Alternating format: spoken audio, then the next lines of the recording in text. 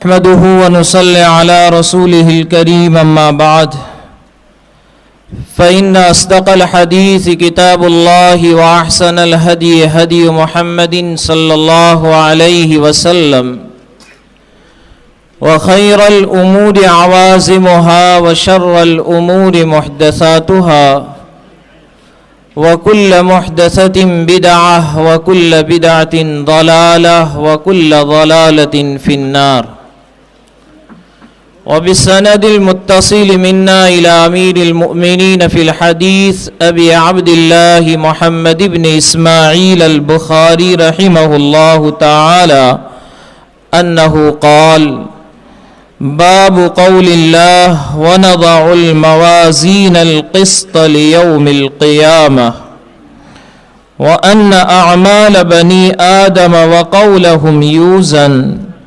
وقال مجاهد: القسطاس العدل بالرومية، ويقال القسط مصدر المقسط وهو العادل، وأما القاسط فهو الجائر.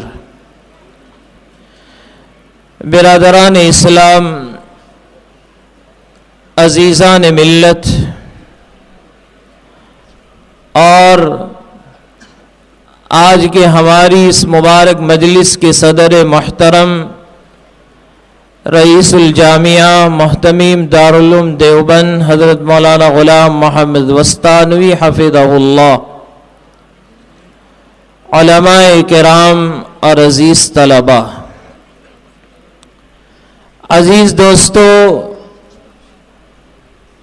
یہ مجلس بڑی بابرکت مجلس ہے، کیونکہ ابھی اس وقت اس مجلس میں یہ کتاب، جس کتاب کو اصح الکتب بعد کتاب اللہ تعالی کہ قرآن کریم کے بعد اس سرزمین پر سب سے زیادہ صحیح ترین اگر کوئی کتاب ہے تو امت اس بات پر متفق ہے، وہ صحیح البخاری ہے۔ تو ہم اللہ کا شکر ادا کرتے ہیں کہ اللہ تبارک و تعالی نے ایسی بابرکت مجلس میں، کہ جس مجلس میں آج اس کتاب کا ختم ہونے جا رہا ہے، اس کتاب کا آخری درس، آخری سبق، عزیز دوستو، ایک مبارک عمل ہے۔ مدارس میں اس کا بڑا اہتمام ہوتا ہے، اور اس آخری درس میں اکابرین مشائخین موجود ہوتے ہیں، عوام بھی وہ کثیر تعداد میں موجود ہوتی ہے۔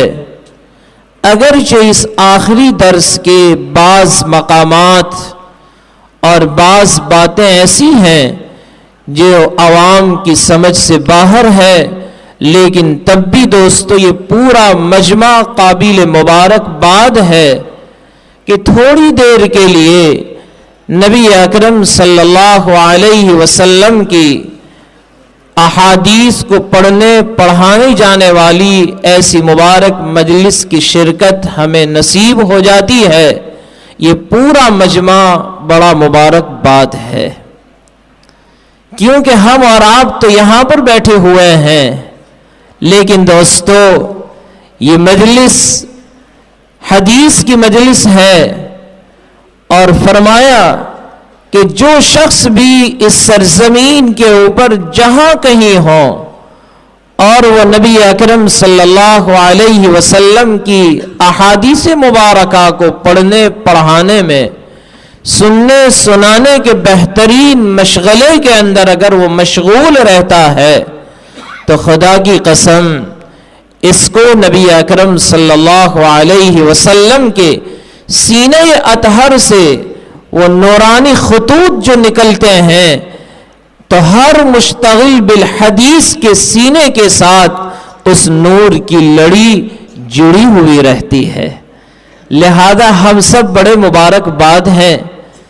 ہمارے اکابرین میں سے حضرت شاہ ولی اللہ محدث دہلوی رحمت اللہ علیہ فرماتے ہیں کہ ایک مرتبہ میں نے مدینہ منورہ میں نبی اکرم صلی اللہ علیہ وسلم کے روضہ اقدس کے سامنے بیٹھ کر مراقبہ کیا تو میں کیا دیکھ رہا ہوں کہ آسمان سے مسلسل انوارات کی بارش برس رہی ہے اور ان انوارات کا کنیکشن نبی اکرم صلی اللہ علیہ وسلم کے سینے اطہر سے جڑا ہوا ہے، اور پھر نبی اکرم صلی اللہ علیہ وسلم کے سینے اطہر سے اسی نور کی لکیریں نکل رہی ہے، اور وہ لکیر اور وہ خطوط ہر مشتغل بالحدیث کہ جو نبی اکرم صلی اللہ علیہ وسلم کی حدیث کو پڑھنے پڑھانے میں سننے سنانے میں مشغول ہیں، اس کے سینے کے ساتھ اس نور کی لڑی کا کنیکشن جڑا ہوا ہے۔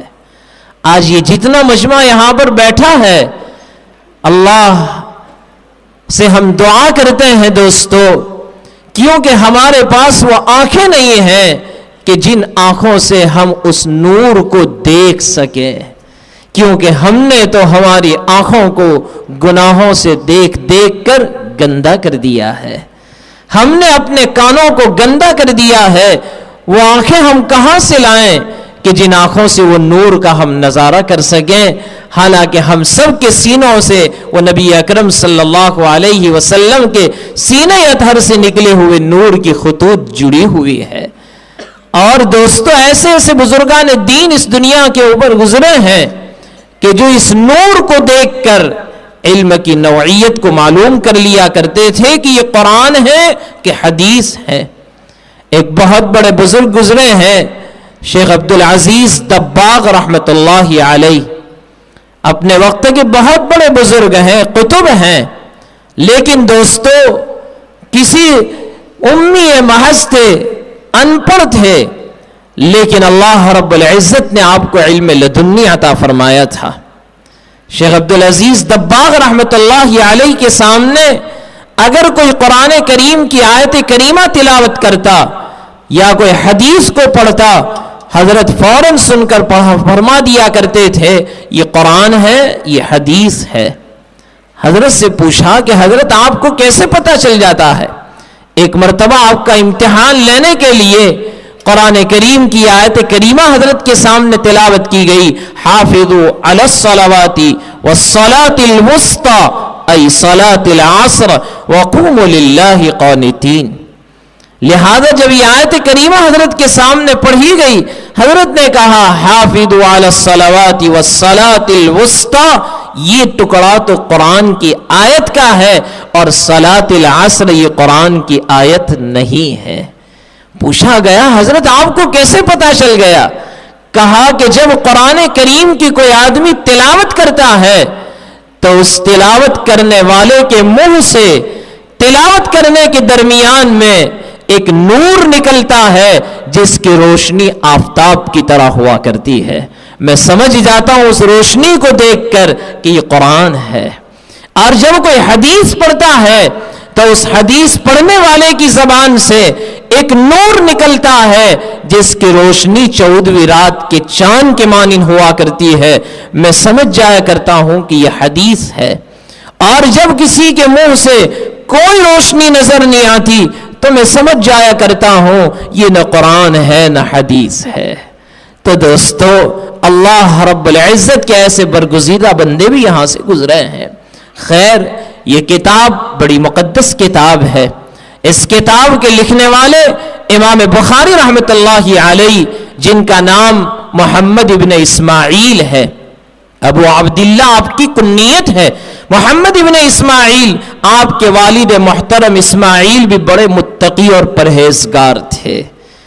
اتنے بڑے متقی اور پرہیزگار تھے کہ جس وقت آپ کے انتقال کا وقت قریب ہے، دنیا سے آپ رخصت ہو رہے ہیں، بڑے بڑے مشائخین آپ کی خدمت میں حاضر ہیں۔ محمد ابن اسماعیل، ان کے والد محترم نے ان حضرات سے وصیت کی کہ میں جو اپنے پیچھے یہ مال چھوڑ کر جا رہا ہوں، اس مال کے اندر حرام تو بہت دور کی بات، میری اس کمائی کے اندر حرام کا شبہ بھی نہیں ہے۔ میرا بیٹا جو محمد ہے، اس محمد کے اوپر ان پیسوں کو خرچ کیا جائے گا، ان حلال کمائی سے میرے بیٹے محمد کی تربیت کی جائے گی۔ جیسے حضرت نے ابھی ہم کو بہت ہی اچھی طرح سمجھایا اولاد کی تربیت کے سلسلے میں، ظاہری بات ہے کہ جو باپ اپنے پیچھے ایسی حلال کمائی چھوڑ کر جا رہا ہو، دوستو یہ بات کہنے کو تو بہت آسان ہے لیکن کرنا بہت مشکل ہے۔ کیوں کہ حلال کمائی آج ضرورت ہے مسلمانوں کو اپنی کمائیوں کو حلال بنانے کی۔ قرآن بھی ہمیں کہہ رہا ہے یا ایھا الرسل کلوا من الطیبات واعملوا صالحا۔ انبیاء کرام علیہم الصلاۃ والسلام کو قرآن حکم دے رہا ہے کلوا من طیبات، پاکیزہ چیز کھاؤ، حلال غذائیں کھاؤ، اور پھر آگے قرآن کہہ رہا ہے وَاعْمَلُوا صَالِحًا۔ ذہن میں سوال اٹھتا ہے کہ کھانے اور عمل کا آپس میں کیا جوڑ ہے؟ قرآن پہلے حلال غذا کھانے کو کہہ رہا ہے، بعد میں قرآن یہ حکم دے رہا ہے وَاعْمَلُوا صَالِحًا۔ علماء نے فرمایا اکل حلال اور عمل صالح دونوں کا آپس میں جوڑ ہے۔ حلال غذا جب پیٹ میں جاتی ہے دوستو، آدمی کی طبیعت نماز کے اندر لگتی ہے، قرآن کی تلاوت کا شوق بڑھتا ہے۔ ہمارے بزرگان دین کی زندگی کو اٹھا کر دیکھیں، دیوبند کے اندر ایک بزرگ تھے جن کا نام تھا شاہ جی عبداللہ رحمت اللہ علیہ، بالکل جاہل تھے بیچارے، ان پڑھ تھے لیکن بڑے متقی اور پرہیزگار تھے۔ شاہ جی عبداللہ رحمت اللہ علیہ کے متعلق یوں آتا ہے کہ روزانہ جنگل میں جا کر گھاس کاٹ کر لایا کرتے تھے، اور جب اپنی گٹھڑی جنگل سے اٹھا کر لاتے تھے لوگ قطار میں کھڑے رہتے تھے کہ شاہ جی کی گھاس کو میں خریدوں گا، شاہ جی کی گھاس کو میں خریدوں گا، قطار میں کھڑے رہتے تھے۔ اور شاہ جی عبداللہ جب خرید لے کر آتے تھے اس گھاس کو تو اس کی قیمت چاہے کوئی بھی موسم ہو 6 پیسے ہوا کرتی تھی، 6 پیسے میں اپنی گٹھڑی بیچ دیا کرتے تھے۔ لوگ انتظار میں رہتے تھے کہ شاہ جی کب آئیں گے، کیونکہ بڑے متقی ہیں، ان کا چارہ جب ہم خرید کر لے جاتے ہیں اور ہم اپنے جانوروں کو جب کھلاتے ہیں اللہ ان کے چاروں کی برکت سے ہمارے جانوروں کے دودھ میں برکت ڈال دیا کرتا ہے۔ شاہ جی عبداللہ جب لے کر آتے تھے لوگ دوڑتے تھے ان کی گٹھڑی کو خریدنے کے لیے، جو پہلے ہاتھ لگا دیتا شاہ جی وہیں پر ڈال دیتے، کہا کہ لاؤ 6 پیسے، وہ 6 پیسے لے لیتے، اسی وقت اسی جگہ پر 2 پیسے اللہ کے راستے میں صدقہ کر دیتے، 2 پیسے اپنی ضرورت میں استعمال کرتے اور 2 پیسے جمع کیا کرتے تھے۔ سال جب مکمل ہو جاتا اس زمانے کے بڑے بڑے بزرگان دین حضرت مولانا عبد الرشید گنگوہی نور اللہ مرقدہ، حضرت مولانا یعقوب نانوتوی نور اللہ مرقدہ، ایسے بڑے بڑے اکابرین موجود ہیں، سال میں ایک مرتبہ وہ سال بھر کے 2 پیسے جو جمع کر کے رکھتے تھے ان کی دعوت کیا کرتے تھے ان بزرگان دین کی۔ حضرت مولانا یعقوب صاحب نانوتوی نور اللہ مرقدہ فرماتے ہیں کہ ہمیں انتظار رہتا تھا کہ شاہ جی کی دعوت کب ہوگی۔ کہا کہ حضرت کیوں انتظار رہتا ہے؟ کہا کہ شاہ جی کی جب دعوت کھاتے ہیں وہ کھانا جب ہمارے پیٹ میں جاتا ہے 40 دن تک اس کھانے کا اثر ایسا نظر آتا ہے کہ نمازوں کے اندر طبیعتیں لگتی ہے، دعا کے اندر ایک اثر ہوا کرتا ہے۔ فرمایا کہ ایک مرتبہ شاہ جی جب بیمار ہو گئے، کافی بیمار ہو گئے، آپ کے اندر چلنے کی طاقت نہیں رہی، حضرت شاہ جی عبداللہ نے حضرت مولانا یعقوب نانوتوی نور اللہ مرقدہ کو بلایا، اور بلانے کے بعد یہ کہا کہ مولانا میں تو اب بیمار ہوں لیکن یہ 6 روپیے میں نے اپنے پاس جمع کر کے رکھے ہیں، معمول کے مطابق مولانا اور بزرگان دین کی اب دعوت کروا دیں۔ حضرت مولانا یعقوب نانوتوی رحمت اللہ علیہ نے ان 6 روپیوں کو بڑے احترام کے ساتھ قبول کیا، اور دوستو گھر آئے، گھر آنے کے بعد حضرت نے غسل فرمایا، اچھے کپڑے پہنے، اور جہاں کھانا پکانا تھا اس جگہ کو پاک صاف کیا، اور پھر بعد شاہ جی کی دی ہوئے رقم سے جو کھانے کی چیزیں لے کر آئے تھے اس کو پکایا اور بزرگان دین کی دعوت فرمائی۔ تو دوستو حلال غذا جب پیٹ میں جاتی ہے اس کا ایک اثر ہوا کرتا ہے۔ اسی لیے نبی اکرم صلی اللہ علیہ وسلم فرماتے ہیں ایک زمانہ وہ آئے گا کہ لوگ دعائیں کریں گے، ان کی دعائیں آسمانوں پر اٹھائی نہیں جائے گی۔ کیسے اٹھائی جائے گی؟ آقا خود ارشاد فرماتے ہیں کیسے تیری دعا کو اللہ قبول کرے؟ مطعمہ حرام ملبسہ حرام، تیرا کھانا بھی حرام کا ہے، تیرا پینا بھی حرام کا ہے، انا یستجاب، تیری دعا کہاں قبول کی جائے گی؟ تو امام بخاری رحمت اللہ علیہ کے والد محترم نے پاکیزہ مال چھوڑا، اور اس پاکیزہ مال سے حضرت کی تربیت ہو رہی ہے۔ عزیز دوستو، لیکن اللہ کا نظام بھی بڑا عجیب و غریب کہ جب آپ کا ابھی تو بچپن ہے اور والد کا سایہ اٹھ گیا، یتیم ہو گئے، والدہ کی ذمہ داری ہو گئی، ابھی آپ کا بچپنا ہے، لیکن امام بخاری رحمت اللہ علیہ نابینا ہو چکے، آپ کی بینائی چلی گئی، ماں پریشان ہو گئی کہ ایک بیٹا اور وہ بھی نابینا ہو گیا۔ لیکن دوستو یاد رکھیں مومن کی دعا کے اندر ایک اثر ہوا کرتا ہے جب یقین کے ساتھ مانگا جائے۔ اسی لیے قرآن کریم کے اندر اللہ نے ارشاد فرمایا اذا سألك عبادی عنی فإنی قریب اجیب دعوت الداعی اذا دعان، کہ جب میرے بندے میرے متعلق آپ سے پوچھیں کہ وہ کہاں ہیں تو آپ کہہ دیجئے میں تو بہت قریب ہوں، اجیب دعوت الداعی اذا دعان، میں تو دعا کرنے والے کی دعا کو قبول کیا کرتا ہوں۔ مومن کی دعا میں ایک اثر ہے۔ دوستو آج رونے والوں کی کمی ہو گئی امت کے اندر۔ الدعاء سلاح المومن، دعا یہ تو مومن کا ہتھیار ہے۔ الدعاء مخ العبادہ کہا گیا کہ دعا یہ تو عبادت کا مغز اور گودا ہے، لیکن آج امت کو دعا کرنے کی فرصت نہیں ہے۔ 2 رکعت نماز سنت پڑھی اور بکسی سے دوڑتے ہوئے نکل جاتے ہیں، لیکن ان کی والدہ اللہ کے سامنے روتی رہی، گڑ گڑاتی رہی، مانگتی رہی کہ اللہ میرے بیٹی کی بینائی کو واپس لوٹا دے۔ ماں باپ کی دعا اولاد کے حق میں ضرور قبول کی جاتی ہے۔ ایک دن رات کو والدہ سوئی ہوئی ہے، خواب کے اندر یہ دیکھتی ہے حضرت ابراہیم خلیل اللہ تشریف لائے اور کہا کہ بڑھیا اللہ نے تیرے بیٹے کی بینائی کو واپس لوٹا دیا۔ کوئی مشکل نہیں ہے اللہ کے لیے، جو ذات نگاہوں کے اندر دیکھنے کی طاقت دے سکتا ہے وہی ذات اس طاقت کو سلب کرنے کے بعد واپس لوٹانے کی بھی طاقت رکھتا ہے۔ لہذا اللہ رب العزت نے دعا قبول کر لی اور دعا قبول ہو گئی۔ صبح اٹھے تو واقعتاً آپ کے بیٹے کی بینائی کو اللہ نے واپس لوٹا دیا تھا۔ اللہ رب العزت نے امام بخاری کو عجیب حافظہ عطا فرمایا تھا، بڑی عجیب و غریب، جیسے کام ان سے لینا تھا ویسا ہی حافظہ اللہ نے ان کو عطا فرمایا تھا۔ آپ کو کیا بتاؤں، بچپنا ہے حضرت کا، لیکن امام بخاری کو حالت صغر میں، حالت بچپن میں 70,000 احادیث زبانی یاد تھی۔ 70,000 احادیث اللہ نے ایسا حافظہ عطا فرمایا تھا۔ امام بخاری رحمت اللہ علیہ نے یہ کتاب بڑی محنتوں کے ساتھ اس کتاب کو تیار کیا ہے۔ پوچھا گیا کہ حضرت اس کتاب کو لکھنے کی ضرورت کیوں پیش آئی، کون سی چیز نے آپ کو اس بات پر ابھارا؟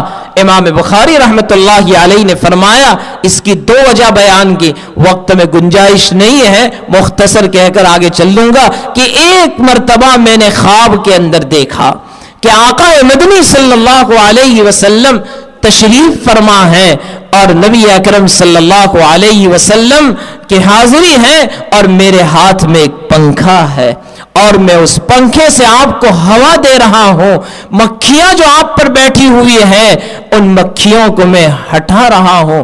صبح اٹھ کر میں نے اپنے اس خواب کی تعبیر پوچھی کہ بھئی اس خواب کی تعبیر کیا ہے، تو کہا کہ اللہ آپ سے ایک ایسا کام لے گا کہ ضرور بھی ضرور تم نبی اکرم صلی اللہ علیہ وسلم کی ذات اقدس سے کذب کو دور کریں گے اور آپ کی صحیح روایتوں کو جمع کریں گے. یہی خواب اس کتاب کی تالیف کا سبب بن گیا.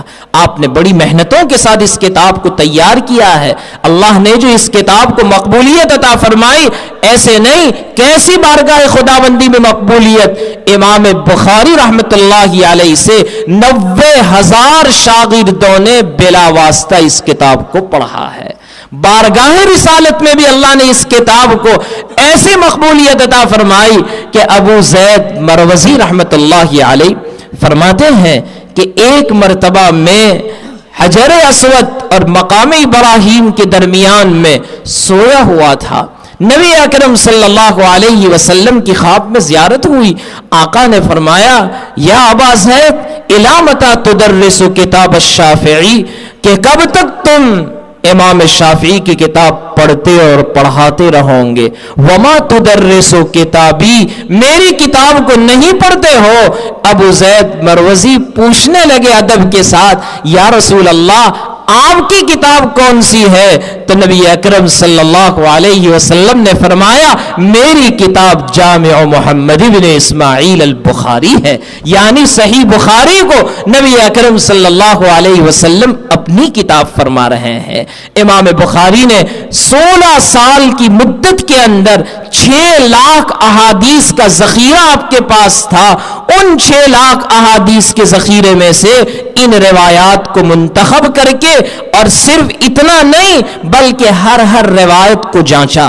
ہر روایت کو جرح و تعدیل کے جو اصول اور قوانین ہیں اس کے مطابق اس روایت کو پرکھا اور پھر اسی پر بھی اکتفا نہیں کیا بلکہ امام بخاری رحمت اللہ علیہ اس روایت پر اطمینان ہو جانے کے بعد پہلے غسل کیا، 2 رکعت نماز پڑھی اور 2 رکعت نماز پڑھنے کے بعد اللہ سے دعا کی اور پھر جب دل میں اطمینان ہوا تب جا کر امام بخاری رحمت اللہ علیہ نے اس روایت کو اپنی کتاب کے اندر درج فرمایا ہے. تب جا کر اللہ نے یہ مقام دیا اس کتاب کو کہ اصح الکتب بعد کتاب اللہ. 16 سال مسلسل روزہ رکھتے رہے. 16 سال کوئی معمولی مدت ہے.